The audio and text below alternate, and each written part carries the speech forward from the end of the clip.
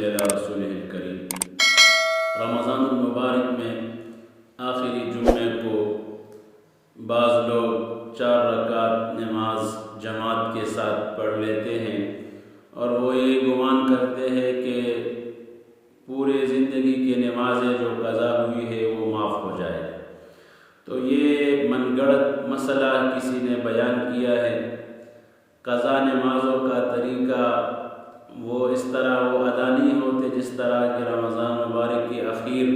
جمعے میں یہ 4 رکعت نماز پڑھ کر باجماعت اور اس کے ساتھ ساری نمازیں ان کا نقصان پورا ہو جائے گا، بلکہ قضا نمازوں کا اپنا طریقہ ہے۔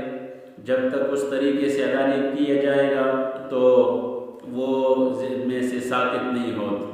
تو لہٰذا اس سے بچ کے رہے، اور جو لوگ یہ بیان کرتے ہیں یا اس طرح کرتے ہیں وہ اس گمان میں نہ رہے کہ ان کی نمازیں وہ پورے ہو جائیں گے، بلکہ یہ اندھیرے میں پڑے ہوئے ہیں اور یہ گناہ کا کام کر رہے ہیں۔ تو لہٰذا ان سے بچنا چاہیے اور پراپر نمازوں کے وہ